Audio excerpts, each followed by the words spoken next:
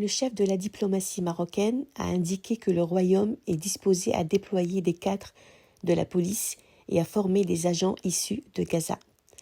Je vous laisse regarder la vidéo.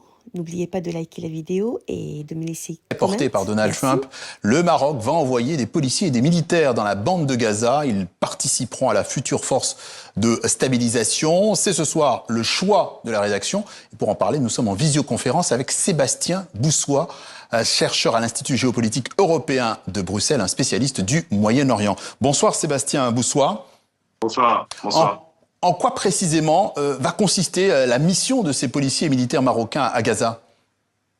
Écoutez, le programme est multidimensionnel. En réalité, ce qui est intéressant, c'est de voir que face à l'impuissance des Nations Unies, le Conseil de paix de Donald Trump est en train de mettre en place de manière concrète, dans le cadre de la phase 2 de son plan de paix, quelque chose de très opérationnel pour permettre à la fois la reconstruction, mais également la sécurité de l'enclave à Gaza. Or, on sait à quel point, évidemment, la situation est tendue, au-delà de ce qui s'est passé depuis le 7 octobre 2023, au-delà de la riposte israélienne, au-delà des difficultés de faire désarmer le Hamas, le Maroc, avec l'Indonésie, sera un pivot pour permettre de stabiliser la situation d'un point de vue sécuritaire, avec la présence des forces armées royales marocaines, environ à peu près 20 000 membres, mais également 12 000 policiers qui vont former sur le terrain les personnes en termes de sécurité, qui vont être d'un apport extrêmement important en termes de ce qu'on appelle la déradicalisation, ou en tout cas la lutte contre l'extrémisme violent, pour éviter, vous imaginez bien,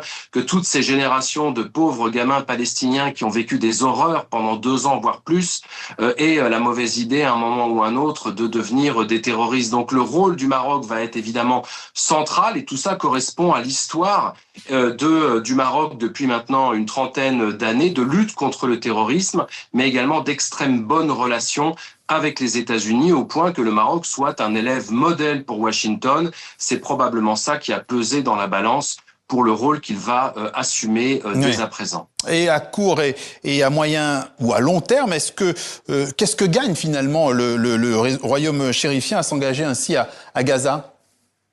Écoutez, il gagne énormément de choses. Il a un renforcement clair et net de la coopération avec les États-Unis. Je dirais que dans la région, c'est à peu près le meilleur exemple, et il est cet élève modèle qui montre à quel point la coopération à la fois multidimensionnelle de lutte contre le terrorisme a été d'un apport extrêmement important pour les États-Unis depuis le 11 septembre 2001, a été d'un apport phénoménal après les attentats après les attentats de 2015 à Paris, puisque le Maroc a coopéré avec la France pour permettre d'arrêter une partie des terroristes, et va jouer un rôle évidemment central sur le Moyen-Orient, parce que le roi du Maroc a ce rôle extrêmement important de président du comité Al-Quds, c'est-à-dire qu'à la fois il est en charge de la défense et de la protection des lieux saints à Jérusalem, mais qu'il œuvre aussi évidemment pour une résolution juste et durable